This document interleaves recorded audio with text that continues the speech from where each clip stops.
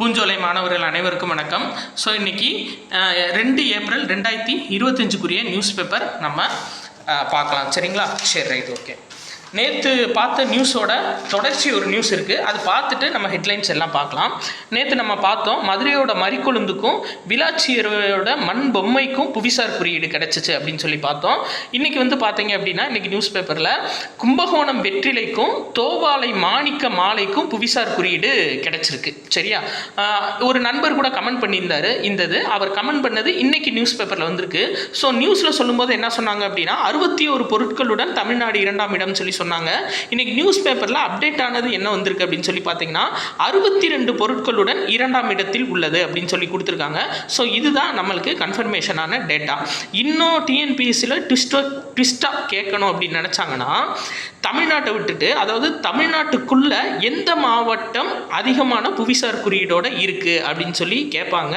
அது தஞ்சாவூர் மாவட்டம், மொத்தம் 11 பொருட்களுடன் முதலிடத்தில் உள்ளது. சரிங்களா? அப்போ இந்திய அளவில் தமிழ்நாடு 62 பொருளோட 2வது இடத்துல இருக்குது.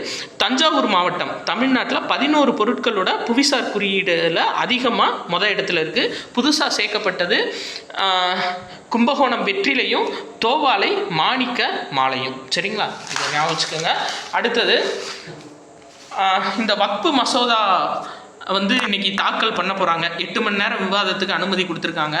இதில் எக்ஸாம் பாயிண்ட் ஆஃப் வியூவில் நம்ம பார்க்க வேண்டியது என்ன அப்படின்னா, இந்த வக்ஃபு சொத்துக்கள் எல்லாமே யார் பராமரிக்கணும், இந்த சொத்துக்கள் அவங்களுக்கு எங்கெங்கே நிலங்கள் இருக்குது, இதெல்லாம் யார் பராமரிக்கணும் அப்படின்னா, அந்தந்த மாவட்டத்தோட ஆட்சியர், மாவட்ட ஆட்சியர் பராமரிக்கணும் அப்படின்னு சொல்லிட்டு போன வார நியூஸ் பேப்பரில் கொடுத்துருந்தாங்க. அதை எக்ஸாம் பாயிண்ட் ஆஃப் வியூவாக நீங்கள் ஞாபகம் வச்சுக்கோங்க. அடுத்து பாருங்கள், குரூப் 1 எக்ஸாம் கால் ஃபார் பண்ணியிருக்காங்கங்க. சரிங்களா? மொத்தம் 70 இடம், 1Aக்கு 2 இடம் சேர்த்து மொத்தம் 72 இடங்கள் காலி பணியிடங்கள் வந்திருக்கு. ஏப்ரல் 30ஆம் தேதி அப்ளிகேஷனுக்கு லாஸ்ட் டேட்டு. ஜூன் 15 எக்ஸாம் நடக்குது. சரிங்களா? அதனால் தயவு செஞ்சு அப்ளை பண்ணுறவங்க பண்ணிடுங்க. இதில் 28 டெப்டி கலெக்டரும் 7 டிஎஸ்பியும் கொடுத்துருக்காங்க. நிறையா பேர் எடுக்கிறது இது 2 தான். சரிங்களா? ஆசையாக எடுக்கக்கூடிய போஸ்டிங். அதில் 28 சப் கலெக்டர்ஸும் 27 டெப்டி கலெக்டர்ஸும் 7 டிஎஸ்பிஸும் வந்திருக்கு. சரிங்களா? சரி, அடுத்தது பாருங்கள். மணிமேகலை விருது பெற விண்ணப்பிக்கலாம்னு சொல்லி கொடுத்துருக்காங்க. இதில் நம்ம எக்ஸாம் பாயிண்ட் ஆஃப் வியூவில் என்ன பார்க்கணும் அப்படின்னா, மணிமேகலை விருது யாருக்கு கொடுப்பாங்க அப்படின்னா, சிறப்பாக செயல்படும் மகளிர் குழுக்கள், சமுதாய அமைப்புகளுக்கு மணிமேகலை விருது வழங்கப்படும். சரியா? ரொம்ப முக்கியமானது. இது எந்த துறை வழங்குறாங்கன்னா, ஊரக வளர்ச்சி துறை. அப்போ மணிமேகலை விருது யாருக்கு கொடுப்பாங்க அப்படின்னு சொன்னால், அதாவது சிறப்பாக செயல்படும் மகளிர் குழுக்கள் அல்லது சமுதாய அமைப்புகளுக்கு இந்த மணிமேகலை விருது வழங்கப்பட உள்ளது. சரிங்களா? வட்டார அளவு கூட்டமைப்புக்கு 5 லட்சம் ரூபாய் பிரைஸும், ஊராட்சி அளவிலான கூட்டமைப்புக்கு 3 லட்சம் ரூபாய் பரிசும் அறிவிச்சிருக்காங்க. ஸோ பரிசு தொகை எவ்வளோன்னு கூட கேட்கலாம், அதை ஞாபகம் வச்சுக்கோங்க. அடுத்து பாருங்க, இந்தது மா அரங்கநாதன் இலக்கிய விருது 2025 2 பேத்துக்கு வழங்கியிருக்காங்கங்க. யாருக்குன்னா, தமிழவன் பா திருநாவுக்கரசு 2 பேத்துக்கு மா அரங்கநாதன் இலக்கிய விருது வழங்கியிருக்காங்க. ரொம்ப முக்கியமான டேட்டா, ஞாபகம் வச்சுக்கோங்க. இந்த விருது எப்போ இருந்து கொடுக்குறாங்க அப்படின்னா, 2018ஆம் ஆண்டுலேருந்து இந்த விருது கொடுக்குறாங்க.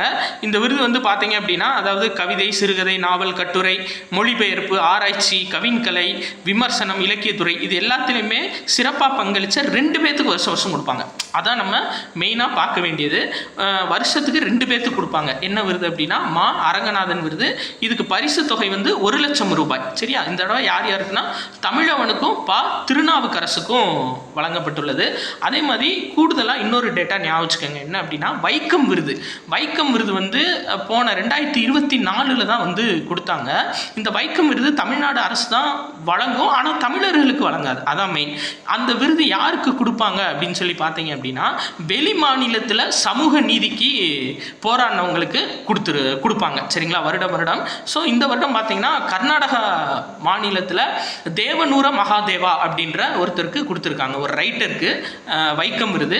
ஸோ இது கேட்கலாம், வைக்கம் விருது யாருக்கு வழங்கப்படும் அப்படின்னா, தமிழ்நாட்டில் அல்லாமல் பக்கத்தில் இருக்க மாநிலங்களில் சமூக நீதிக்கு பாடுபடுறவங்களுக்கு வைக்கம் விருது கொடுக்கப்படும். சரிங்களா? இதை பாஸ் பண்ணி கூட நீங்கள் ஒரு தடவை கேட்டு நோட்ஸ் எடுத்துக்கோங்க.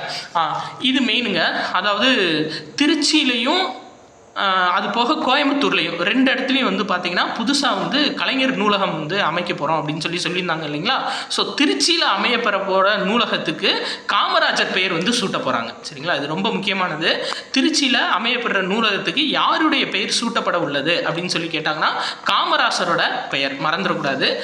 இதில் உள்ள எக்ஸாம் பாயிண்ட் ஆஃப் வியூவில் கூடுதலாக ஒன்று கொடுத்துருக்காங்க. 1956 மதிய உணவு திட்டம் கொண்டு வந்தவர் காமராசர். சரிங்களா, இது எப்படி ஷார்ட்கட்டாக ஞாபகம் வச்சுக்கலாம்னா, அதாவது குழந்தைங்க படிக்க வர்றாங்க, அவங்களுக்கு ஒரு 5-6 வாய் சோறு போட்டோம் அப்படின்னா நல்லா இருக்கும் அப்படின்றதுக்காக, ஒரு 5-6 வாய் சோறு போட்டோம்னா நல்லா படிப்பாங்க அப்படின்றதுக்காக 1956 மதிய உணவு திட்டம் கொண்டு வந்தார், ஞாபகம் வச்சுக்கோங்க.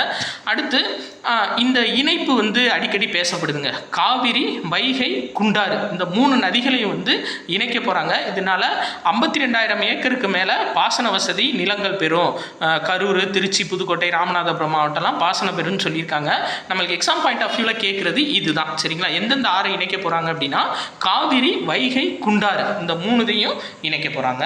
அதே மாதிரி கடல்வழி பாலம் வந்து வரப்போகுதுங்க. நிறைய பாலங்கள் வந்து அறிவிச்சிருக்காங்க. ஆனால் நம்ம எக்ஸாம் பாயிண்ட் ஆஃப் வியூவில் நம்ம பார்க்க வேண்டியது என்ன அப்படின்னா, எண்ணூர்லேருந்து பூஞ்சேரி இந்த ஊருக்கு நடுவில் வந்து கடல் வழியாக பாலம் அமைக்க போகிறோம் அப்படின்னு சொல்லியிருக்காங்க. எத்தனை கிலோமீட்டர் அதெல்லாம் கொடுக்கல, மேபி அடுத்த அப்டேட் ஆனால் உங்களுக்கு சொல்லிடுறேன். சரிங்களா, இப்போ எக்ஸாம் பாயிண்ட் ஆஃப் வியூவில் பார்க்க வேண்டியது எண்ணூர்லேருந்து பூஞ்சேரி வரையும் கடல் வழியாக பாலம் அமைக்கிறதுக்காக திட்டமிட்டிருக்காங்க. அடுத்து இந்த இது முக்கியங்க. என்ன அப்படின்னா, இது ரொம்ப ரொம்ப முக்கியம். இமானுவேல் சேகரனுக்கு ராமநாதபுரம் மாவட்டம் பரமக்குடியில் மணிமண்டபம் அமைக்க போகிறாங்க, கேட்பாங்க. சரிங்களா, உரிமைக்காகவும் நீதிக்காகவும் போராடிய இமானுவேல் சேகரனுக்கு எங்கே மணிமண்டபம் அமைக்க போகிறாங்க அப்படின்னா ராமநாதபுரம் மாவட்டம் பரமக்குடி. ரொம்ப முக்கியமான டேட்டா. அதே மாதிரி நம்ம சிலபஸில் இருக்கிறது ஒன்று கொடுத்துருக்காங்கங்க. யூனிட் 6 சிலபஸ் படி என்ன அப்படின்னா, ஈரோடு மாவட்டம் மொடக்குறிச்சி வட்டம் ஜெயராமபுரம் அப்படின்ற இடத்துல. சரிங்களா, ஈரோடு மாவட்டம் மொடக்குறிச்சி வட்டம் ஜெயராமபுரம் அப்படின்ற இடத்துல தீரன் சின்னமலைக்கு சிலை வைக்க போகிறாங்க. அவரோட சேர்ந்து அவர் படைப்பிரிவில் தளபதியாக இருந்த பொல்லான் அப்படின்றவருக்கும் சிலை வைக்க போகிறாங்க. ஸோ நம்ம எக்ஸாம் பாயிண்ட் ஆஃப் வியூவில் இது கூட கேட்கலாம். பொல்லான் அப்படின்றவர் யாரோட படைப்பிரிவில் இருந்தார் அப்படின்னு கூட கேட்கலாம் நம்மளுக்கு. ஸோ பொல்லான்றவர் வந்து நம்ம தீரன் சின்னமலையோட படைப்பிரிவில் இருந்தவர். சரிங்களா, எங்கே அப்படின்னா ஜெயராமபுரத்தில் சிலை வைக்க போகிறாங்க. ரொம்ப முக்கியமான ஒரு டேட்டா. சரியா, சரி. அடுத்து பாருங்கள், இந்ததுங்க நிதி ஆயோக் அமைப்பும் தேசிய பொருளியல் ஆராய்ச்சி கவுன்சில் அப்படின்னா என்னென்னா national council of applied and economic research. சரிங்களா, இவங்களை என்ன சொல்லுவாங்கன்னா NCAER அப்படின்னு சொல்லுவாங்க. இந்த புக்கில் பாருங்கள், உங்களுக்கு தெரியும். சரிங்களா, நிதி ஆயோக்கும் NCAER அப்படின்னா என்னென்னா national council of applied and economic research. 2 பேரும் சேர்ந்து என்ன பண்ணியிருக்காங்க அப்படின்னா, 2 அமைப்பும் சேர்ந்து மாநில பொருளாதார தகவல் மைய வலைப்பக்கம் வந்து ஒன்று துவங்கியிருக்காங்க. சரிங்களா, இதை துவங்கி வச்சது யாருன்னா நிதி ஆயோக்கோட தலைமை செயல் அதிகாரி PVR சுப்பிரமணியம். ரொம்ப முக்கியமான ஒரு டேட்டா. சரிங்களா, நிதி ஆயோக்கோட தலைமை செயல் அதிகாரி யாருன்னா PVR சுப்பிரமணியம். சரிங்களா, துணைத் தலைவர் சுமன் பெரி அவர்.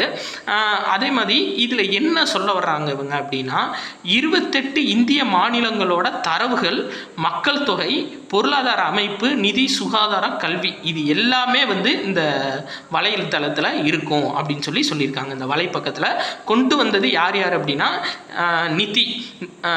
நிதி ஆயோக்கும் சரிங்களா அதாவது NCAER அப்படின்ற அமைப்பு. சரிங்களா, national council of applied and economic research. சரி, ரைட்டு.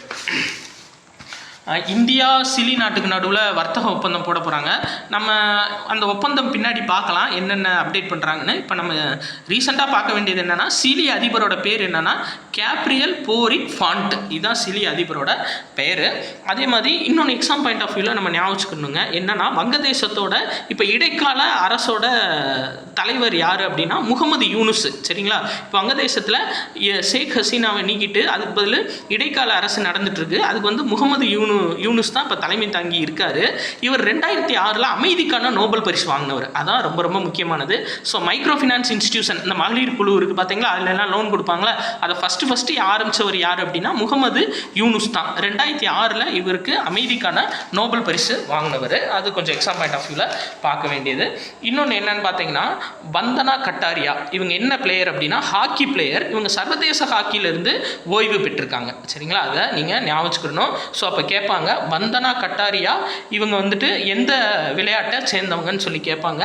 இந்திய ஹாக்கி வீராங்கனை இவங்க, சரிங்களா? 32 வயது, இதை ஞாபகம் வச்சுக்கோங்க. சரி, ரைட்டு. அதே மாதிரி ரிசர்வ் வங்கியோட 90வது ஆண்டு விழா வந்துட்டு பார்த்தீங்க அப்படின்னா இதில் நடந்திருக்கு, மும்பையில் வந்து நடந்திருக்கு, சரியா? இதையும் ஞாபகம் வச்சுக்கலாம். ஸோ இதில் வேறு எதுவும் இம்பார்ட்டண்ட்டான நியூஸ் ஒன்றும் இல்லை. தபால் தலை வெளியிட்டிருக்காங்க.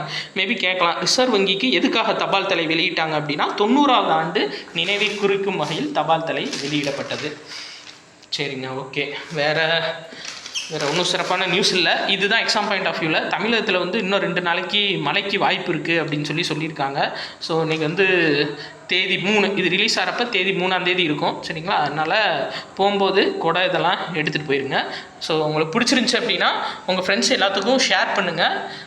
வேறு எதுவும் உங்களுக்கு டிஃப்ரென்ஸாக எதுவும் கொடுக்கணும், இல்லை கூடுதலாக எதுவும் டேட்டா வேணும், என்னென்ன வேணும், இல்லை இப்படி சேஞ்ச் பண்ணலாம் அப்படின்னு நினச்சிங்கன்னா கண்டிப்பாக கமெண்ட்டில் சொல்லுங்கள். நன்றி.